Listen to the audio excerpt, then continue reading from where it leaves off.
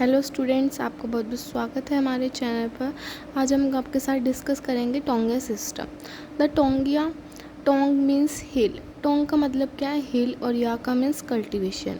एक ऐसी कल्टीवेशन जो हिल पर करी जाए उसे क्या बोलते हैं? Taungya system. In is a Burmese word. ये क्या है? एक बर्मीज वर्ड है जो 1850 में कॉइन हुआ था। In India it is introduced by Brandis 1890। Brandis के द्वारा इंट्रोड्यूस किया गया था 1819 में। In southern India the system is called kumri. Southern India में टोंगे सिस्टम को कुमरी के नाम से जानते हैं। It is established in 1896 in north Bengal. 1896 में नॉर्थ बंगाल ने इस्टेब्लिश हुआ था। It is still practice. इसकी जो प्रैक्टिसेस हैं इन सब स्टेट्स में, केरला, वेस्ट बंगाल, उड़ीसा, कर्नाटका और नॉर्थ ईस्टर्न हिल में आज भी प्रैक्टिस इसकी जारी हैं। It is practised in area with an assured annual rainfall of over 1200 to 1500 mm। Taungya system के लिए 1200 से 1500 mm की जो रेनफॉल है वो मस्ट है, वो इतनी होनी ही चाहिए, रिक्वायर्ड है इतनी। बेसिकली हमने इस पैराग्राफ में यही देखा कि टोंगिया मीन्स हिल।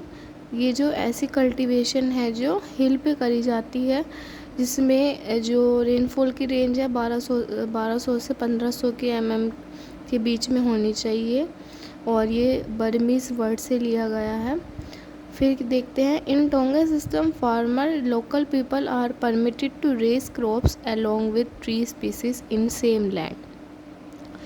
टोंगे सिस्टम में क्या है? फार्मर जो है, मतलब फार्मर को क्या करा जाता है? परमिटेड करा जाता है कि वो क्रॉप को क्या कर ले? ग्रो करा ले ट्री स्पीसीज़ के साथ में। एक ही लैंड पर दोनों कल्टीवेशन को साथ में करा जाता है। This is modified form of shifting cultivation. ये शिफ्टिंग कल्टीवेशन की मॉडिफाइड फॉर्म है in which the labor is permitted to raise agri crops in an area but only side by side with the forest species planted by it।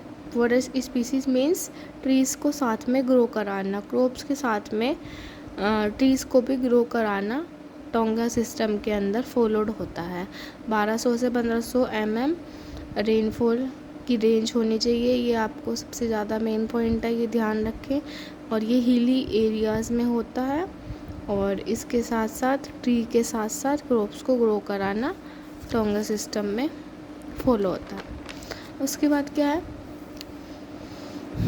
The practice consist of land preparation. पहले हम क्या करेंगे? Land preparation करेंगे, फिर tree की planting करेंगे, फिर growing agriculture crops को ग्रो कराएंगे। 1 से 3 साल के लिए कराएंगे, जब तक जो ट्री है, ट्री की जो कैनोपी है, जो भी ट्री का क्राउन पार्ट है, जो उसकी जो शेड है, तब तक, जब तक अगर वो प्रॉब्लम नहीं क्रिएट कर रही क्रॉप्स के लिए, तब तक तो हम क्रॉप्स को ग्रो कराते रहेंगे। पर 3 साल के बाद फिर जो फार्मर है वो अपनी जगह चेंज कर देगा। Until shade becomes too dense and then moving on to repeat the cycle in a different area. A large variety of crops and trees depending on the soil and climatic conditions are grown in India.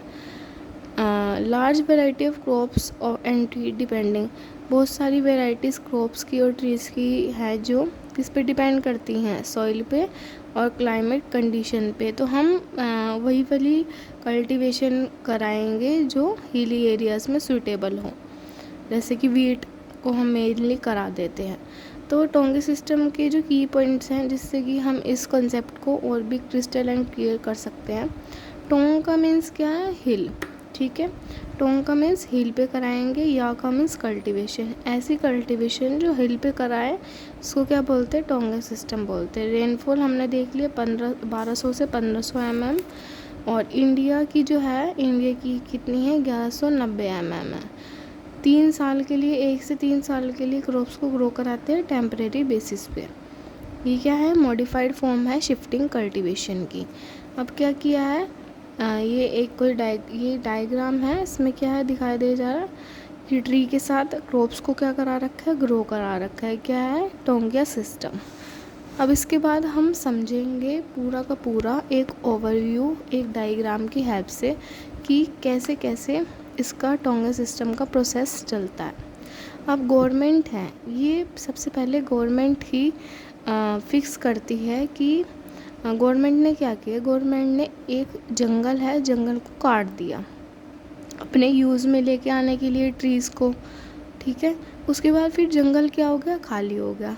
अब उसके बाद अगर वो खाली पड़ा रहेगा तो क्या है, वो बायोडाइवर्सिटी पे इम्पेक्ट पड़ेगा। तो गवर्नमेंट की माइंड में क्या आता है, आइडिया आता है कि फार्मर को परमिट कर ले, लैंड परमिट कर ले, किसके लिए, लैंड के लिए। और क्या कराए, उसमें ट्रीज़ की स्पीसीज़ के साथ में क्रॉप को ग्रो कराए, जिससे कि ट्रीज़ भी बड़े हो जाएंगे और फार्मर को फ़ायदा भी मिल जाएगा। फार्मर को क्या फ़ायदा मिल जाएगा कि उसको जो लैंड है वो उसमें क्रॉप ग्रो करा लेगा, तो उसको कंजप्शन के लिए हेल्प मिलेगी, कि उसको खाने में वो मदद मिल जाएगी। और ऐसे ही जो फॉरेस्ट डिपार्टमेंट है उसको क्या हो जाएगा, फॉरेस्ट डिपार्टमेंट को प्लांटेशन मिल जाएगी। तो एक इसका एक चार्ट है ये। टोंगिया सिस्टम में क्या करते हैं, फॉरेस्ट और ट्रीज़ को क्या करते हैं, और एग्रीकल्चर क्रॉप्स को साथ में क्या करते हैं, ग्रो करते हैं। फॉरेस्ट ट्रीज से फॉरेस्ट डिपार्टमेंट को प्लांटेशन मिल जाती है, और एग्रीकल्चर क्रॉप्स से फार्मर्स को क्या मिल जाता है, फूड मिल जाता है। ये क्या है, टेम्परेरी सिस्टम है। इसको हम modified form of shifting cultivation भी कहते हैं। 2 से 3 साल के लिए फार्मर वहाँ पे क्या कर लेता है, टेम्परेरी बेसिस पे क्रॉप को ग्रो कर लेता है। फिर जैसे ही नेक्स्ट कोई भी जंगल गवर्नमेंट के द्वारा काटा जाता है, खाली हो जाता है, तो फिर क्या हो जाता है, वहाँ पे ट्रीज़ के साथ साथ में क्रॉप्स को ग्रो करा दिया जाता है। ऐसे ही साइकिल रिपीट होती रहती है। आई होप आपको टोंगिया सिस्टम कॉन्सेप्ट क्लियर होगा। Thank you.